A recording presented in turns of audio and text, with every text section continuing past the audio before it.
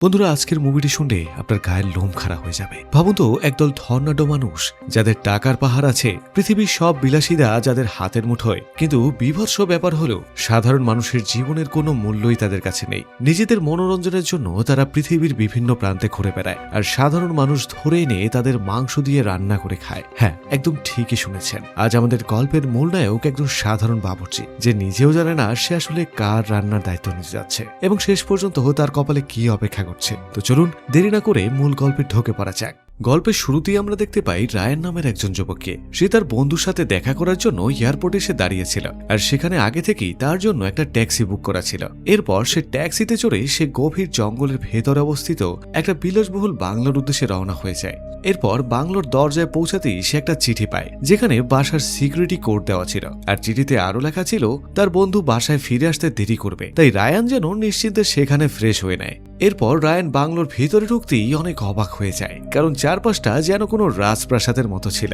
সবকিছু একেবারে ঝকঝকে, তকতকে আর হাই কোয়ালিটিতে ভরা। এদিকে বাবুর্চি হওয়ার সুবাদে রান্নার প্রতি তার একটা আলাদা টান তো আছেই, তাই সে মনের সুখে রান্নাঘরে গিয়ে নিজের জন্য একটা দারুণ মিল তৈরি করে খেতে বসে যায়। এভাবে রাতের বেলা তার বন্ধু জ্যাক সেখানে চলে আসে, আর বন্ধুকে কাছে পেয়ে রায়ান তো ভীষণ খুশি। আলাপচারিতার এক পর্যায়ে রায়ান জানতে পারে জ্যাক আসলে খুব ধনী কিছু ব্যক্তিদের হয়ে কাজ করত, আর এই বড়লোকরা পৃথিবীর বিভিন্ন গোপন জায়গায় বিলাসবহুল বাংলো ভাড়া করত, আর জ্যাককে সেখানে আগেভাগেই পাঠানো হয় তাদের পছন্দের সব খাবার রেডি করার জন্য। এখানে জ্যাকের এমন রাজকীয় জীবন আর উপার্জনের কথা শুনে রায়ানের মনে কিছুটা হিংসা জাগলেও আপাতত তারা বেশ আনন্দেই রাতটা কাটিয়ে দেয়। এভাবে পরদিন সকালে তারা দুজন মিলে জগিং করতে বের হয়ে যায়। জগিং শেষে শহরের একটা কফি শপে নাস্তা করতে গিয়ে তাদের সঙ্গে পরিচয় হয় অ্যালিস নামে একজন সুন্দরী তরুণীর সাথে। এখানে আড্ডার ছলে অ্যালিস জানতে চায় তারা আসলে কি করে। তখন তারা দুজন গর্ব করে জানায় যে তারা দুজনেই আসলে দারুণ শেফ। তখন অ্যালিস তাদের সামনে একটা চ্যালেঞ্জ ছুড়ে দেয়। সে বলে,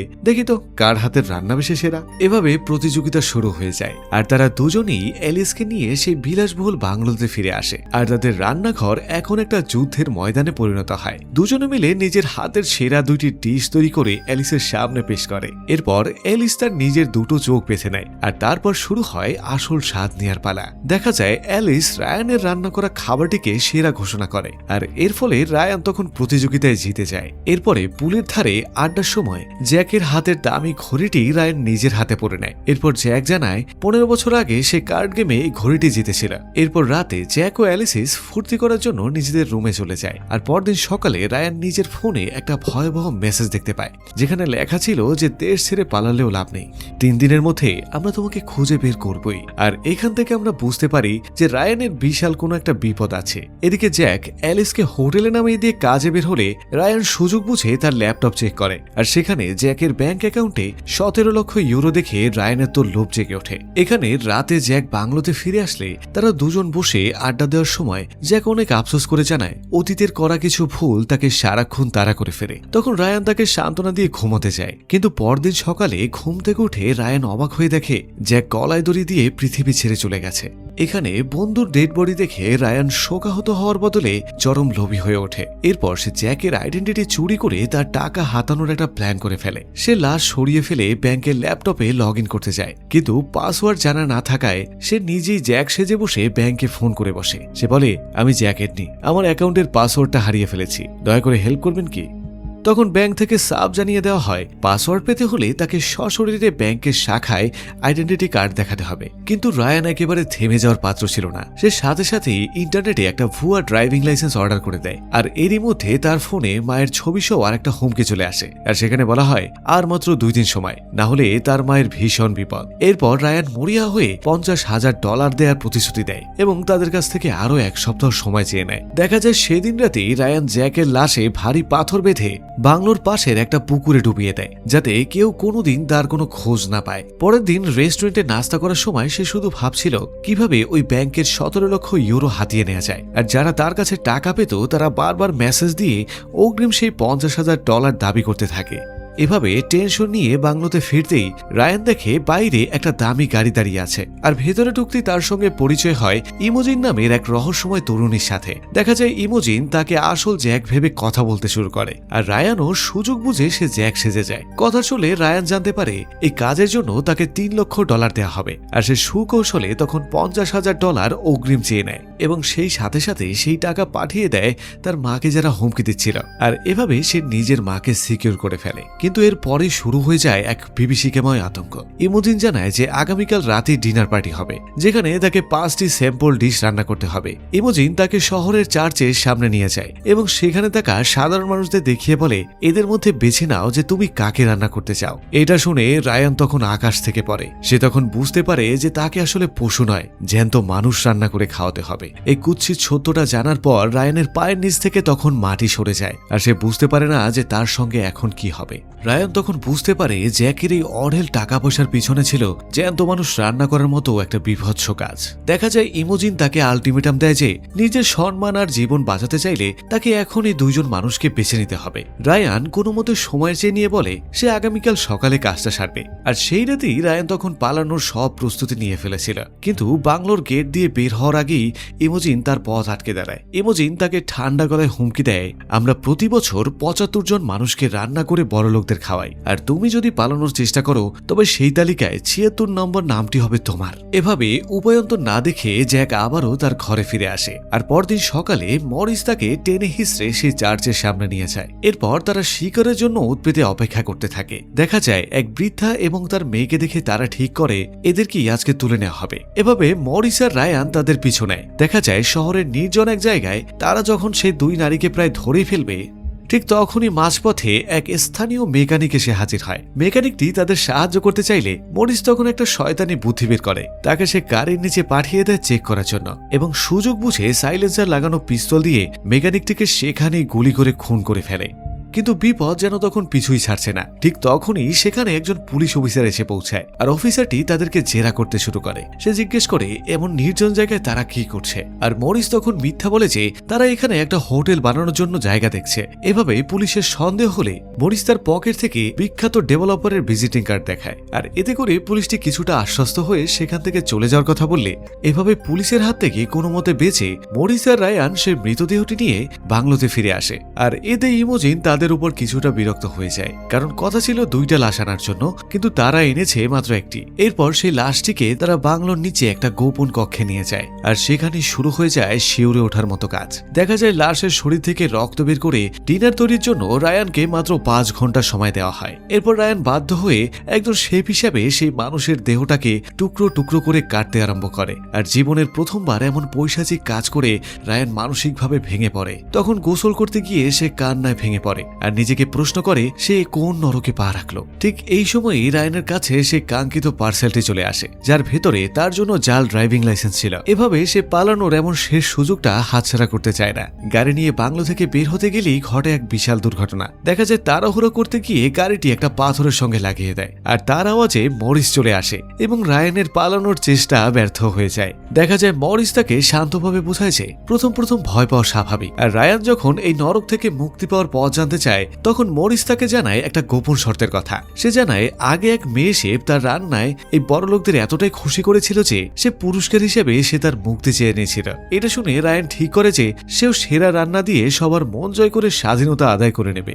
এখানে ইমোজিন তাকে জানায় রান্নার আইটেমের মধ্যে একজন ধনী ব্যক্তির বিশেষ আবদার হলো সে মানুষের জিহ্বার স্যুপ খেতে চায়, অর্থাৎ সে মৃত ব্যক্তির জিহ্বা দিয়ে তাকে সুস্বাদু একটা স্যুপ বানাতে হবে। এদিকে রায়ান যখন নিজের রান্না নিয়ে ব্যস্ত ছিল ঠিক তখনই সেখানে হানা দেয় একজন পুলিশ অফিসার, আর তার নাম ছিল ডিটেকটিভ রুইস। তার দাবি ছিল যে আজ দুপুরে যে মেকানিকটি নিখোঁজ হয়েছে সে আসলে তার কাজিন, আর শেষবারের মতো তাকে রায়ানদের সঙ্গে গাড়িতে দেখা গিয়েছিল। দেখা যায় ডিটেকটিভ রুইস জোর করে বাংলোর ভেতরে ঢুকতে চাইলে ইমোজিন তাকে ভেতরে নিয়ে আসে। এখানে ডিটেকটিভ রুইস ছিল একেবারে নাসরবান্দা। সে সাফ জানিয়ে দেয় যে মরিসের সঙ্গে কথা না বলে সে বাংলো ছাড়ছে না, কিন্তু ইমোজিন তাকে বোঝানোর চেষ্টা করে যে এখানে বড় বড় ক্লায়েন্টদের প্রাইভেট পার্টি চলছে। কিন্তু রুইস তার হারানো কাজিনের জন্য এতটাই উদ্গ্রীব ছিল যে সে কিচেন পর্যন্ত ঢুকে পড়ে। কিচেনে সে রায়ানকে রান্না করতে দেখে ডিটেকটিভ অবাক হয়ে প্রশ্ন করে, আমি জানতাম আপনি একজন আর্কিটেক্ট, তো এখন আপনি বাবুর্চি হয়ে গেলেন কি করে? রায়ান তখন ঘাবড়ে গেলেও সে নিজেকে সামনে নিয়ে বলে রান্না করা তার একটা শখ। আর রুইস তার কাজিনের কথা জানতে চাইলেও